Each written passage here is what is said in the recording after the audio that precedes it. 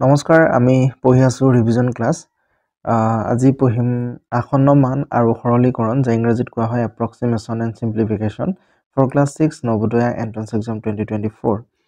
অৰ্থাৎ ক্লাছ 6 ৰ যি নবোদয়া এন্ট্ৰেন্স এক্সাম হ'ব এই এন্ট্ৰেন্স এক্সামত গণিতৰ কেনে ধৰণৰ প্ৰশ্ন আহিব পাৰে বা গণিতৰ যিমানখিনি চেপ্টাৰ আছে গোটেইখিনি চেপ্টাৰৰ আমি ৰিভিজন ক্লাছ আনিছো আৰু যিসকল ছাত্ৰ ছাত্ৰী এতিয়ালৈকে ৰিভিজন ক্লাছবোৰ চোৱা নাই তোমালোকে তালৈ গৈ চাই ল'ব পাৰিবা আৰু যিসকল নতুনকৈ আহিছা চেনেলটো সাবস্ক্ৰাইব কৰিবা ঠিক আছে যাতে আগলৈ সময়মতে ভিডিঅ'বোৰ পাই যাব পাৰা ঠিক আছে আমি আৰম্ভ কৰো সো ইয়াত দুটা চেপ্টাৰ সোমাই আছে এটা হল আসন্ন মান আৰু এটা হল সৰলীকৰণ আসন্ন মানক ইংৰাজীত কোৱা হয় এপ্ৰক্সিমেট ভ্যালু আৰু সৰলীকৰণক সিম্পলিফিকেশ্যন বুলি কোৱা হয় সো সৰলীকৰণত ইংৰাজী যদি ওয়াৰ্ডটো চাবলৈ যাওঁ সিম্পলিফিকেশ্যন আছে মানে সিম্পল কৰিব লাগে কেনেকৈ কৰিব লাগে গোটেইখিনি আমি ইয়াত শিকিম সো হেখলৈকে চাব লাগে ভেৰি ইম্পৰ্টেন্ট হ'বলৈ গৈ আছে সো আসন্ন মানৰ আৰু এটা নাম আছে এটো হৈছে নিকটৱৰ্তী মান ঠিক আছে নিকটৱৰ্তী মানে আটাইতকৈ ওচৰৰ মানটো উলিয়াব লাগে তাৰ পৰা আৰু এটা নাম আছে এটো হৈছে আনুমানিক মান ঠিক আছে আনুমানিক মান উলিয়াবলৈ আহে আসন্ন মান আমি দৈনন্দিন জীৱনত ব্যৱহাৰ কৰিয়ে থাকো ধৰা কোনোবা এখন গাঁৱত যদি কোনোবা সুধি দিয়ে যে কৰবাৰ পৰা মানুহ এজন আহি যদি তোমালোকক সুধে যে এইখন গাঁৱত কিমান মানুহ আছে তেতিয়া তোমালোকে কি ব্যৱহাৰ কৰা আসন্ন মান ব্যৱহাৰ কৰা কেনেকৈ ব্যৱহাৰ কৰা এতিয়াতো তুমি এজনকে হিচাপ কৰি চোৱা নাই তুমি ধৰি লোৱা যে 1000 মান আছে চাগে বা 500 মান আছে চাগে প্ৰায় 500 মান আছে এই যে কথাটো কম প্ৰায় 500 মান আছে হেয়া হৈছে আসন্ন মান ঠিক আছে গতিকে যি এতিয়া এক্সামত কেনেকৈ আহিব এটা সংখ্যা দিয়া থাকিব এই সংখ্যাটোৰ আসন্ন মান উলিয়াবলৈ দিব বা এই সংখ্যাটোত উদাহৰণস্বৰূপে 46 ৰ কথাকে যদি কওঁ 46 টো একক স্থানত আছে আৰু এই 4 টো কি হত আছে দশক স্থানত আছে এতিয়া ক'ব যে 46 ৰ দশক স্থানলৈ আসন্ন মান উলিওৱা বা নিকটৱৰ্তী মান উলিওৱা বা আনুমানিক মান উলিওৱা তেতিয়া কেনেকৈ উলিয়াব লাগে এই গোটেইখিনি আমি ইয়াত শিকিম ইয়াত মনত ৰাখিবলগীয়া কেইটামান কথা হৈছে কোনো এটা স্থানত থকা অংকৰ আসন্ন মান উলিয়াবৰ বাবে ইয়াৰ সোঁফালৰ অংকটো চাব লাগে ধৰা 46 ৰ কথাকে কৈছো 46 ৰ দশকৰ স্থানত কি আছে 4ৰ মানে এই 4 লৈ আসন্ন মান উলিয়াবলৈ কৈছে নিকটৱৰ্তী মান উলিয়াবলৈ কৈছে তেতিয়া ইয়াৰ সোঁফালৰ অংকটো চাব লাগে এই সোঁফালৰ অংকটো যদি ইয়াত কৈছে 5তকৈ কম হয় তেতিয়া ইয়াৰ ঠাইত 0 লিখিব লাগে আৰু এই 4 টো 4 ভাগে থাকিব এটো কৈছে তাৰপৰা কৈছে 5 বা 5তকৈ ডাঙৰ হলে 0 লিখি আনটো অংকত 1 যোগ কৰিব লাগে 46 ৰ দশকৰ স্থানলৈ ইয়াৰ নিকটৱৰ্তী মান বা আসন্ন মান উলিয়া বুলি ক'লে 4ৰ সোঁফালে চাম ইয়াত 5তকৈ ডাঙৰ আছে 6 টো নহয় জানো 6 টো 5তকৈ ডাঙৰ আছে গতিকে এই 6 ৰ ঠাইত আমি কি কৰিম 0 লিখিম 5তকৈ ডাঙৰ হলে 0 লিখিম তাৰ পৰা ইয়াৰ লগত 1 এটা যোগ কৰিম তেতিয়া 4 ৰ লগত 1 যোগ কৰিলে কিমান হৈ যাব 5 সো 46 ৰ আসন্ন মান কি হ'ব 50 মানে 46 50 ৰ ওচৰতে আছে আসন্ন মানটো এক্সাক্ট ভ্যালু নহয় মানে 46 ৰ আটাইতকৈ ওচৰৰ হ'ব পাৰে আটাইতকৈ ওচৰৰ সৰুটো হ'ব পাৰে বা ডাঙৰো হ'ব পাৰে 43 ৰ আসন্ন মান বুলি ক'লে শেষৰ যেটো অংক আছে এটো চাবা শেষৰ অংকটো কি আছে 3 আছে গতিকে 3 যদি থাকে 5তকৈ সৰু হৈছে তেতিয়া 0 লিখিবা ইয়াৰ ঠাইত আৰু 4 টো 4 ভাগে থাকিব আৰু 43 ৰ আসন্ন মান কি হৈ যাব 40 হৈ যাব দশমিক থকা যদি সংখ্যা দিয়ে 43.46 আছে এটা দশমিকৰ পিছৰ যদি অংকবোৰ চাবলৈ যাওঁ ইয়াত কি আছে 6 আছে ইয়াক কি বুলি ক'ব পাৰিম 0 বুলি লিখিম আৰু 5তকৈ ডাঙৰ আছে 5তকৈ ডাঙৰ হলে ইয়াৰ ঠাইত আমি কি লিখিম 5 লিখিম 43.5 হ'ব আকৌ 43.5 ৰ আসন্ন মান কি হৈ যাব যেহেতু 5 আছে 5 থাকিলে তাৰ ঠাইত আমি 0 লিখিম আৰু এই যেটো অংক আছে তাৰ আগৰ অংকটো তাৰ লগত 4 এটা যোগ কৰিলে কি হৈ যাব 44.0 আসন্ন মান হৈ যাব নিশ্চয় বুজি পাইছা প্ৰশ্নৰ সহায়ত আমি ভালকে বুজিম তাৰ পৰা সৰল কৰা অংক যেতিয়া কৰিব লগা হয় তেতিয়া এই নিয়মটো মনত ৰাখিব লাগিব ভি বদমাছ ইয়াৰ ভি মানে ভিন কুলাম্বাৰ ঠিক আছে মানে ধৰা 3 আৰু 5 যোগ হৈ আছে আৰু ইয়াৰ ওপৰত যদি এই সিম্বলটো থাকে তেতিয়া এই সিম্বলটো কোৱা হয় ভিনকুলাম বাৰ আমি কোন প্ৰথমতে কিহৰ কাম কৰিব লাগে বাৰটোৰ কাম কৰিব লাগে তাৰ পিছত আছে বি মানে ব্ৰেকেট ব্ৰেকেটো তিনিটা প্ৰকাৰ আছে এটা সৰু ব্ৰেকেট তাৰ পৰা মাজু ব্ৰেকেট তাৰ পৰা বৰ ব্ৰেকেট তে এই তিনটাৰ আকৌ আটাইতকৈ সৰুটো কি হয় সৰু ব্ৰেকেটৰ কাম কৰিব লাগে প্ৰথম তাৰ পৰা মাজু ব্ৰেকেটৰ তাৰ পিছত বৰ ব্ৰেকেটৰ কাম কৰিব লাগে তাৰ পৰা আহিলে অ মানে অফ ইংৰাজীত অফ বুলি কোৱা হয় আৰু অসমীয়া দিয়াক ৰ বুলি কোৱা হয় আৰু এই ৰৰ ঠাইত সদায় আমি পূৰণ চিন লিখো গতিকে ৰৰ কাম কৰিব লাগে তাৰ পৰা ডিভিজন মানে হৰণৰ কাম কৰিম তাৰ পৰা যোগৰ পূৰণৰ কাম কৰিম এম মানে মাল্টিপ্লিকেশ্যন তাৰ পৰা এৰ কাম কৰিম এ মানে এডিশ্যন এছ মানে ছাবট্ৰেকশ্যন বিয়োগৰ কাম কৰিম লাষ্টত এটা এক্সপ্ৰেছন দিছোঁ ধৰা 4 প্লাছ 3 ইনটু 7 ডিভাইড বাই 21 আছে তাৰ পৰা প্লাছ 3 আছে তাৰপিছত ওপৰত এই বাৰ চিনটো আছে তেতিয়া ইয়াত কি চিম্বল আছে চোৱা হৰণ আছে পূৰণ আছে যোগ আছে আৰু এই বাৰ চিম্বলটো আছে গতিকে প্ৰথম আমি কিহৰ কাম কৰিম বাৰৰ কাম কৰিম মানে এই দুটা যোগ কৰিলে কিমান হ'ব 24 তেতিয়া 7 ডিভাইড বাই এই গোটেইখিনি আকৌ সেম টু সেম থাকি যাব এতিয়া আছে হৰণৰ কাম পূৰণৰ আছে আৰু যোগৰ আছে প্ৰথম আমি কিহৰ কাম কৰিব লাগে হৰণৰ কাম কৰিব লাগে তাৰ পিছত হৰণৰ কাম কৰাৰ পিছত পূৰণৰ কাম কৰিম শেষত যোগৰ কাম কৰিম গতিকে এইটো ভালকৈ মনত ৰাখিবা এইটো বাৰৰ কাম প্ৰথম কৰিম ব্ৰেকেটৰ কাম কৰিম ব্ৰেকেটৰ আকৌ আটাইতকৈ সৰু ব্ৰেকেটটো তাৰ পিছত মাজু ব্ৰেকেট তাৰ পিছত বৰ ব্ৰেকেটটো কৰিম অফ মানে ৰৰ কাম কৰিম ডিভিজনৰ কাম কৰিম হৰণৰ কাম মাল্টিপ্লিকেশ্যন মানে পূৰণৰ কাম কৰিম এডিশ্যন যোগৰ কাম কৰিম আৰু শেষত বিয়োগৰ কাম কৰিম প্ৰশ্ন লৈ আনিছো এইখিনি তোমালোকে ভালকৈ প্ৰেক্টিছ কৰিবা সো ইয়াৰ খুব বেছি দুটা প্ৰশ্ন আহিব দুটা প্ৰশ্নত যাতে ভালকৈ কৰিব পাৰা এৰি থৈ নাহা তাৰ প্ৰতি লক্ষ্য ৰাখিবা গতিকে ভালকৈ প্ৰেক্টিছ কৰিলে আহি যাব ইয়াত কৈছে যে 275 ইনটু ইমানৰ আসন্ন মান কিমান মানে এই সংখ্যা দুটা পূৰণ কৰাৰ পিছত যি পূৰণফল পাব এই পূৰণফলটোৰ আসন্ন মান মানে ওচৰৰ নিকটৱৰ্তী মান কিমান এপ্ৰক্সিমেট ভ্যালুটো কিমান উলিয়াবলৈ কৈছে পোনপ্ৰথমতে পূৰণ কৰাৰ আগতে ইয়াৰ এপ্ৰক্সিমেট ভ্যালুটো উলিয়াই ল'বা দশমিকৰ পিছত আমি যদি চাওঁ ইয়াত 003 আছে মানে পাছতকৈ সৰু আছে গতিকে গোটেইখিনি 0 বুলি লিখি আমি অকল এই 275 টো লিখিব পাৰো 275 মানে এই গোটেইটো 275 ৰ ওচৰতে আছে পূৰণ 3.005 টো একেবাৰে কাৰ ওচৰত আছে 3 ৰ ওচৰত আছে গতিকে ইয়াক আমি কি বুলি লিখিম 3 পূৰণ কৰি দিয়া 3 5 গুণ 15 3 7 গুণ 21 একে 22 22 ৰ 2 2 গলিব 3 2 গুণ 6 6 2 8 8 25 অপচন নম্বৰ এ ৰাইট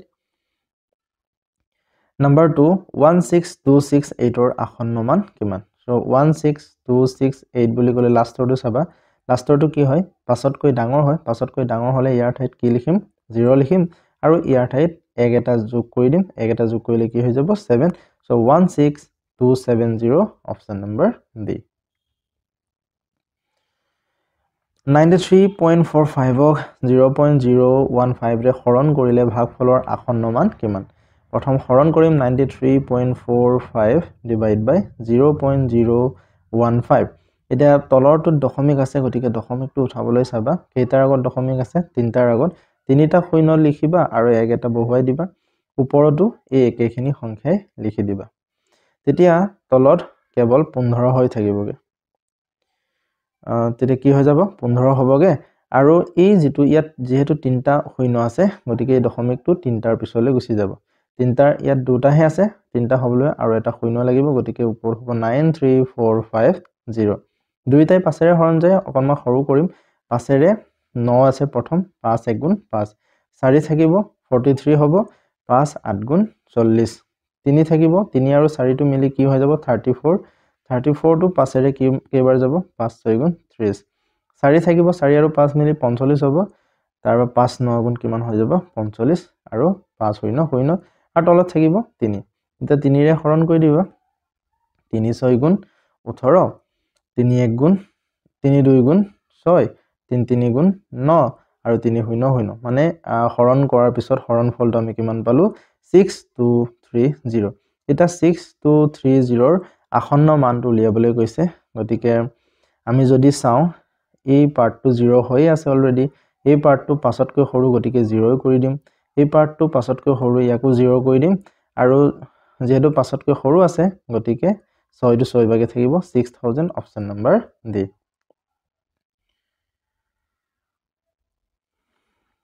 66.0684 সংখ্যাটোৰ দশক স্থানলৈ আসন্ন মান কিমান দশক স্থানত কি অংক আছে দশক স্থানত 6 আছে এটো একক এটো হল দশক আৰু ইয়াক কি বুলি কম দশাংশ আৰু এটো শতকাংশ সহস্ৰাংশ অযুতাংশ এনেকে গুছি যাব দশমিকৰ পাছৰখিনি গতিকে দশমিকৰ আগত ইয়াক একক ঘৰত আছে আৰু এটো হল দশকৰ স্থান আছে এটা দশকৰ স্থানলৈ আসন্ন মান উলিয়াবলৈ আহিব এই কোৱেশ্চনটো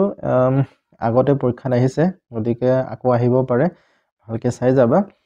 সো 6 ৰ পিছৰ সংখ্যাবোৰ চালে হল 6 ৰ এই পিছতে আছে কি 6 আছে 6 টো 5 তকৈ ওপৰত আছে ঠিক আছে গতিকে ইয়াৰ ঠাইত আমি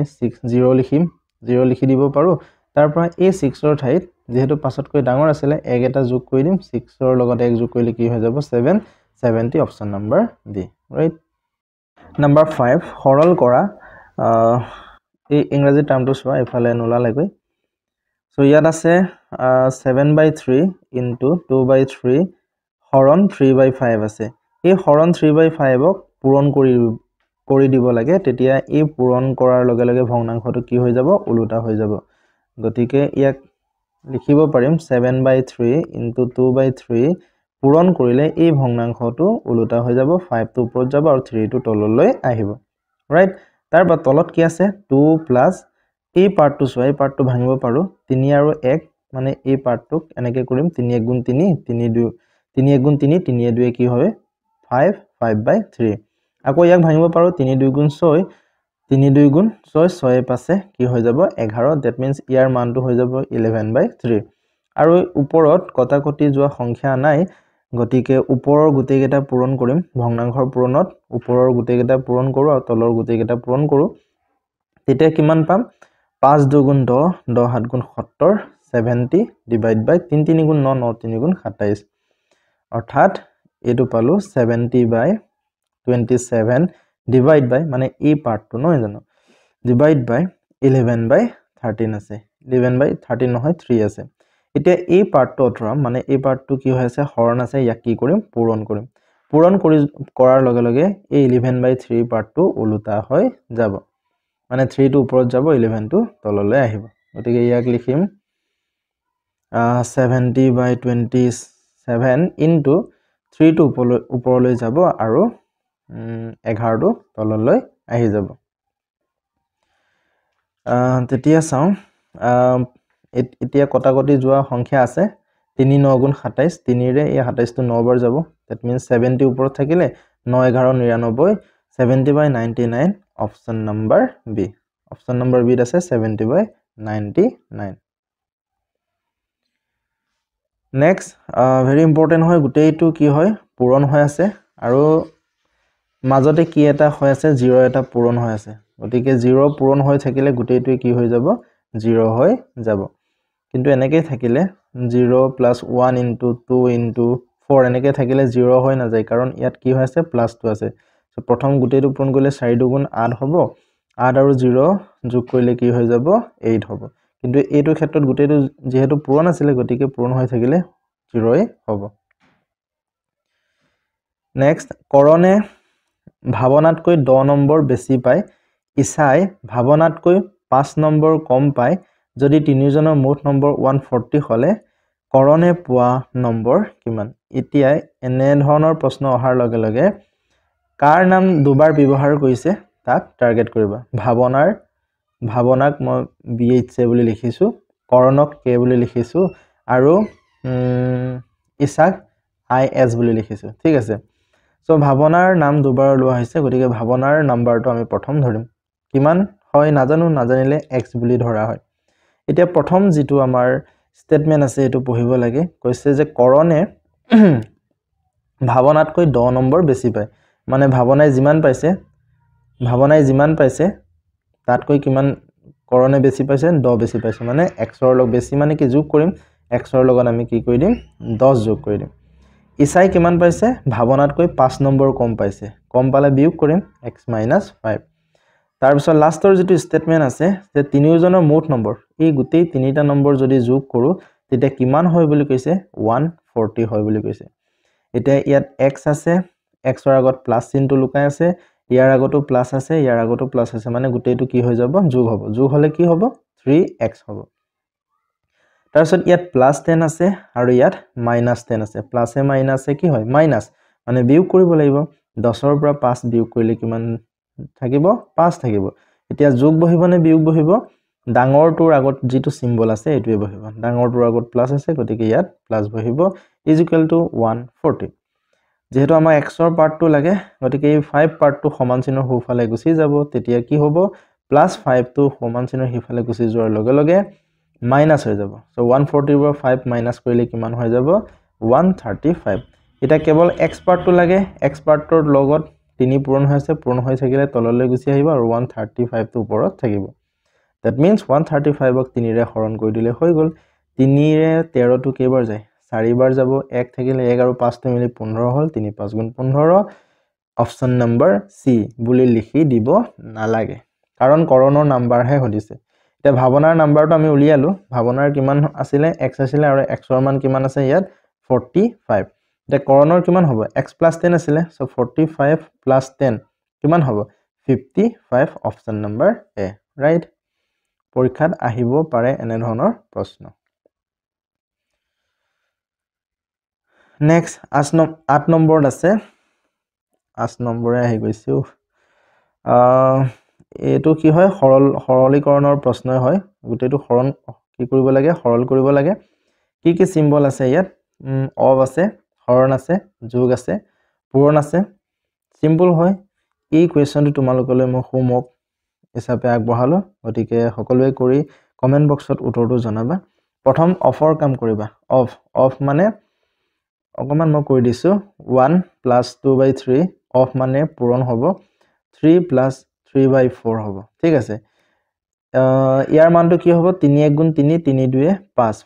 5/3 হয় আৰু ইয়াৰ মানটো 5 4 3 গুণ 12 12 3 কি হয় 15 15/4 হ'ব এটো কটাকটি যাব 3 5 গুণ 15 ঠিক আছে ওপৰত থাকিব 5 5 গুণ 25/4 মানে এই গুটেই পাৰ্টটোৰ মানটো কি হৈ যাব 25/4 এতিয়া অফৰ কাম কৰাৰ পিছত হৰণৰ কাম কৰিবা তাৰপিছত পূৰণৰ কাম কৰিবা লাষ্টত যোগৰ কাম কৰিবা উত্তৰটো কি হয় জনাবা ঠিক আছে আজিলৈ মানে থ্যাংক ইউ